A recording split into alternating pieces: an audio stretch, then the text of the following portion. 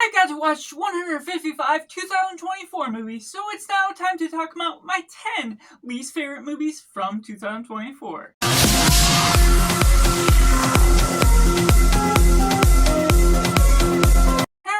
Welcome to Cinema, where we focus on a film. I'm Josh, this is Simply Cinema. Let me know down in the comments below what you thought were your least favorite movies of 2024, whether they're actually really bad movies or movies that are just not in your taste whatsoever. And we're all going to have different tastes and different opinions, so be respectful in the comments. Let me know what you think of my list, but I'd love to see what you thought of all the movies that you got to see just as well. Make sure to like this video if you enjoy it, subscribe if you haven't already, to join in film culture community where we talk about the love of cinema as a whole. Starting with my best least favorite movie, we got the best Christmas pageant ever.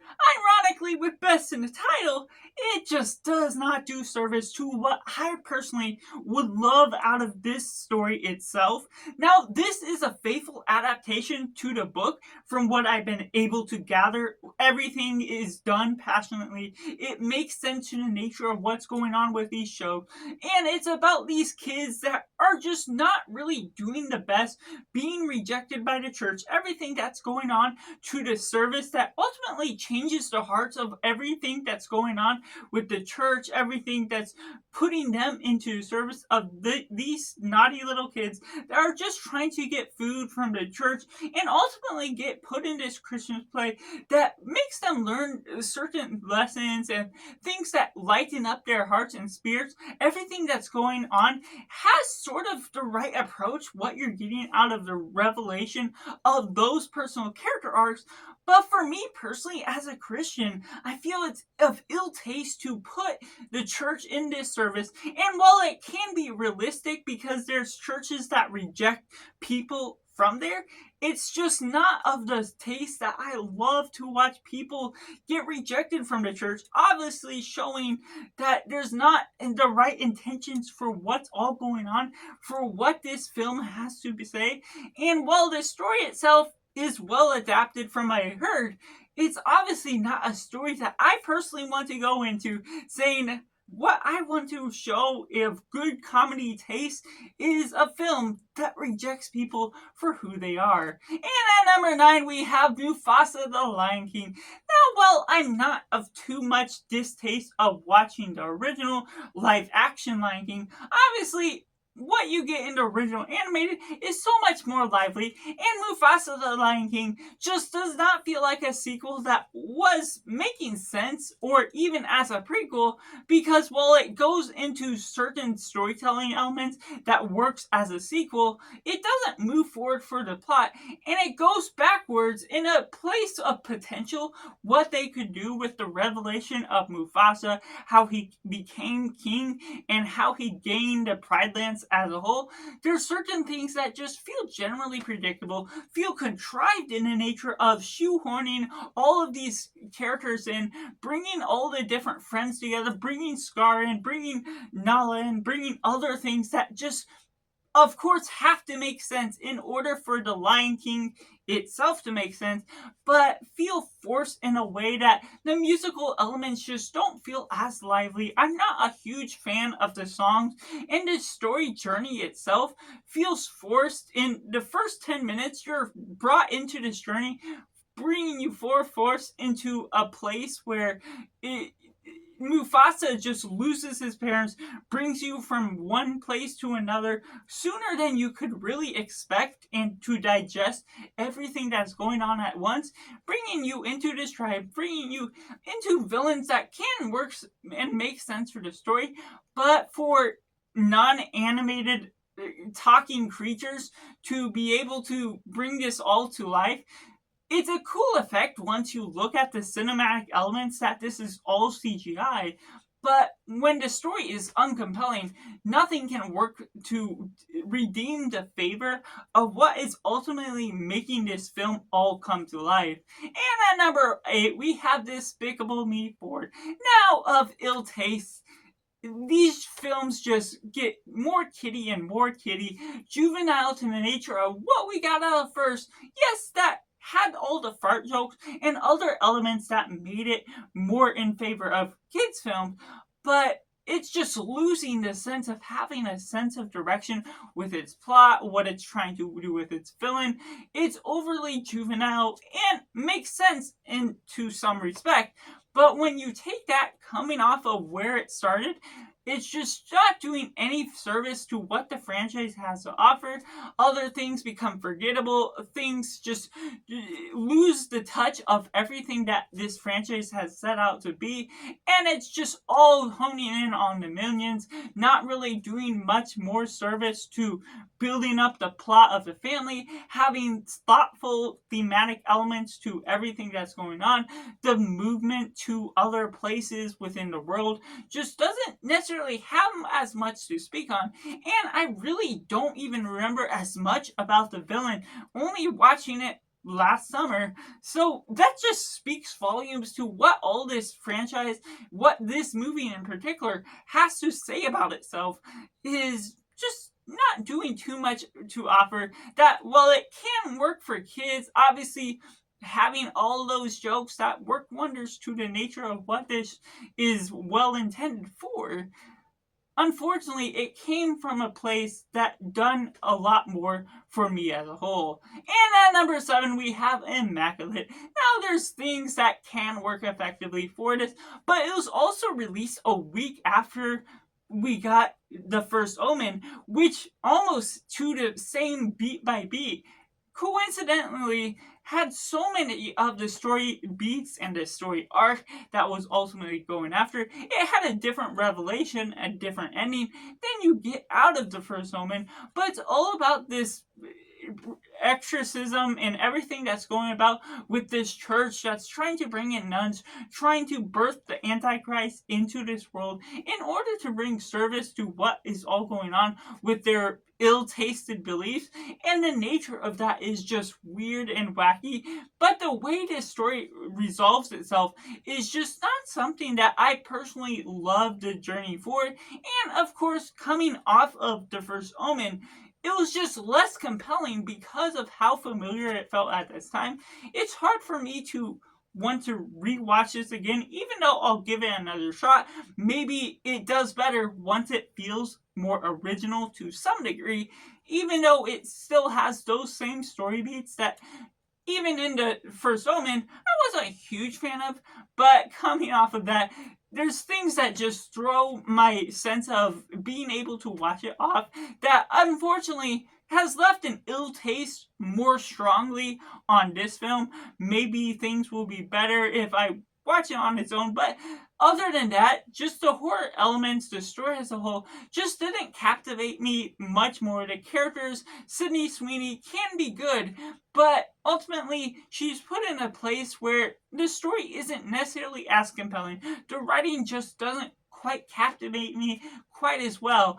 And while it does lead into a wild journey, especially at the ending, that ending scene bringing a dramatic effect on the appeal of the film as a whole, sometimes it can be bloody for the sake of being bloody and not necessarily always honing service to what the story actually has to offer. Coming in at number 6, we have Y2K. Now, this is an A24 film that I typically enjoy most of their films, what they have for horror as a whole, expecting all these weird and wacky things to come out of the story, or down-to-earth stories.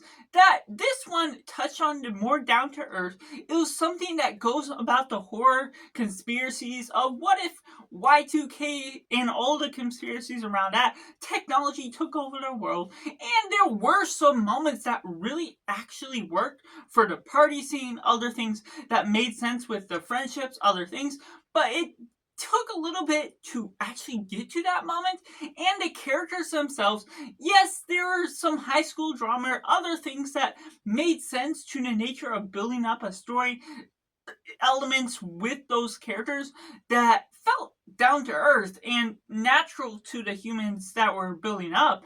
But ultimately, the story was a bit way too slow for my particular taste, and what you're doing with those characters felt even less interesting to build up the story, to build up the momentum of the slow time.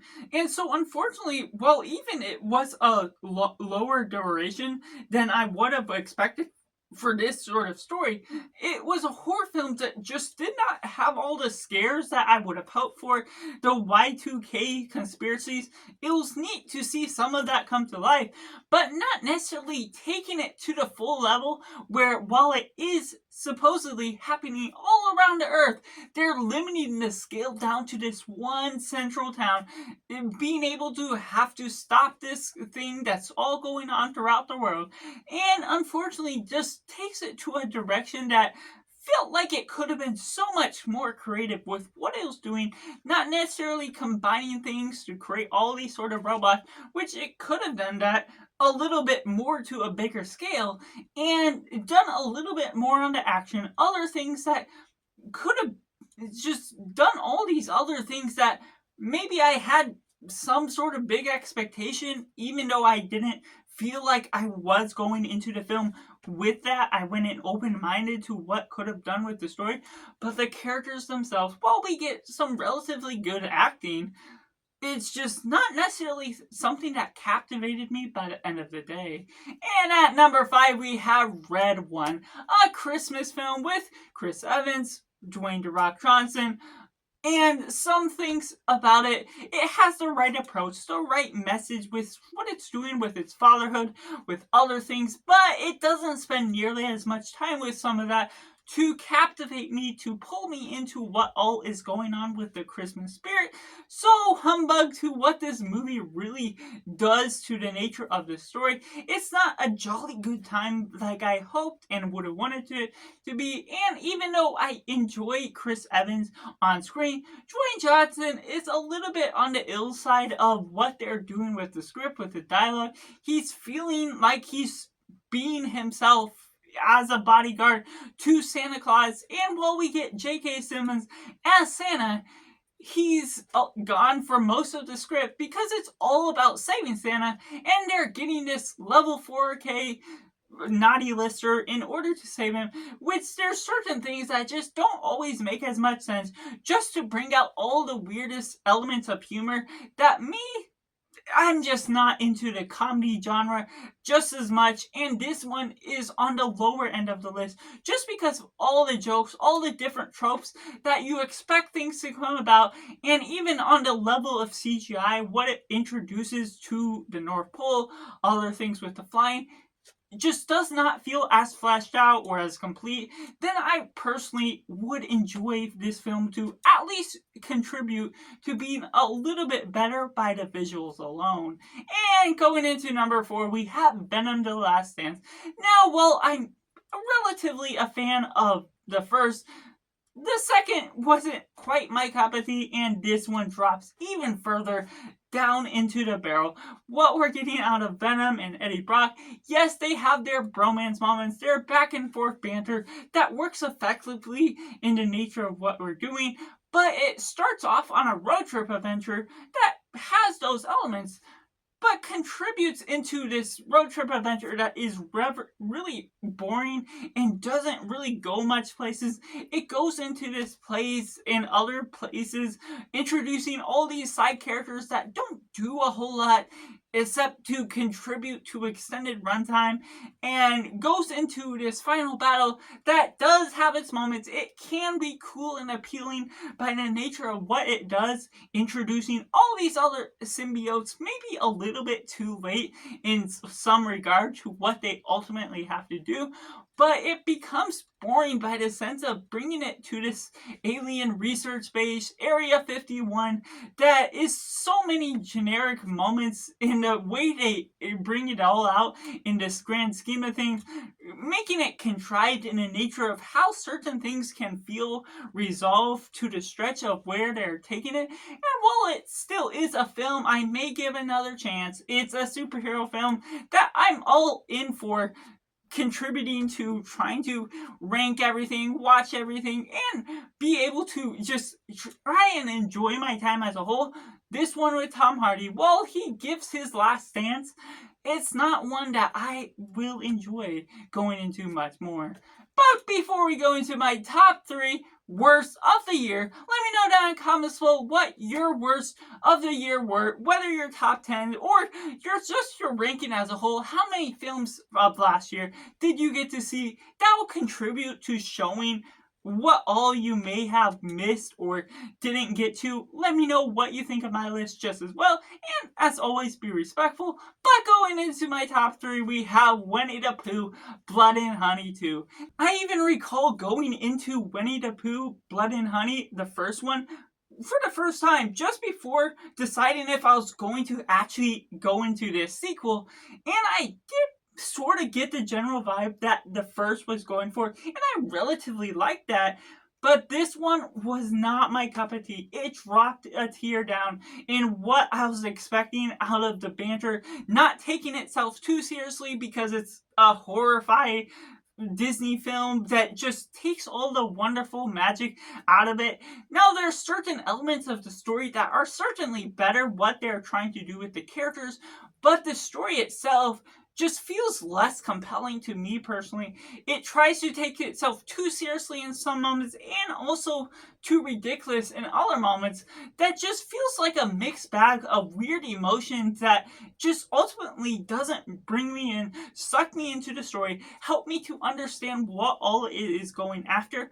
And ultimately, there's so many different bad lighting scenes that there's the moments where they introduce Tigger or Owl, where I confuse who Tigger is versus Winnie the Pooh, because they're both a creature with ears, and when they don't show the tail as evidently within Tigger, it feels really weird and off-putting once you realize, oh, that's Tigger, not Pooh. With all these different fight scenes that are going on, the Bloodfest can be cool, but blood for the sake of showing blood in this horror type of movie is not something of my favor of what you're ultimately building up with this franchise. While I continue to go into these movies, see what they're all about, ultimately, this is something that's of ill taste, even if it's a better story to some regard.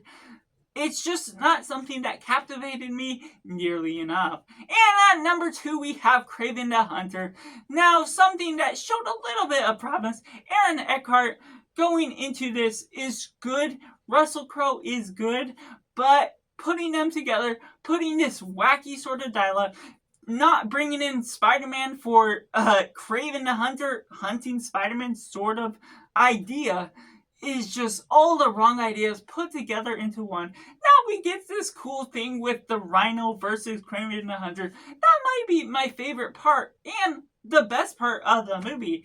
But unfortunately, there's just not nearly as much compelling scenes, other forgettable characters that go about the way, other things that may allude to other things that comic fans may love a little bit more for what brings out this, but the CGI just does not feel finished. The environments around the setting is just not nearly as compelling to what you're actually watching on screen. There's some action that kind of works, but there's also some things where once you're getting the prologue, the setup of Kraven the Hunter, once he gets his powers, it goes into a flash forward 18 years later. You're not seeing the compelling development of his powers, what his reaction is to his powers. So there's so much character growth that you're just missing all the development to the actual story that is involved in order to forward and progress into what the villain actually has to offer. And well, it leads into a villain that I like.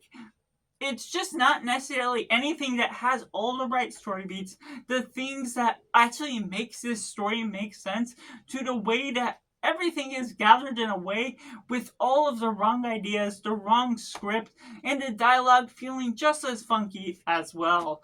But that leaves at number 1, the worst film of 2024 for me is Night Swim.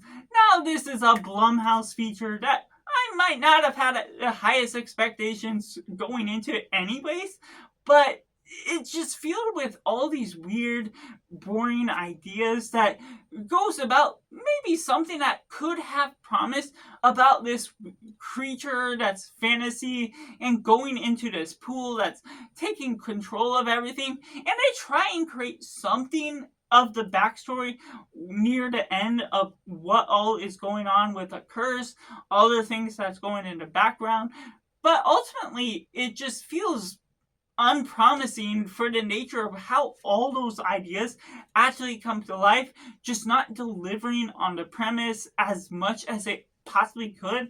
The script feels weird and wacky, the dialogue just doesn't deliver. While the acting is relatively good, it's quite forgettable because of the nature of everything that is surrounding everything. The characters, even Wyatt Russell, just doesn't feel like he has enough to redeem anything that this story ultimately has to offer, going into this haunted swimming pool that is already a very weird thing to start off with a premise with, and ultimately not have anything that really backs it up to deliver on any of the promises that it probably could do service for. So that's just my top 10 worst films of 2024, my least favorite films that I just do not enjoy it. And we'll be getting into the best of, hopefully a lot more lovely experiences to talk about going into the coming week. So let me know down in comments below, what were your least favorite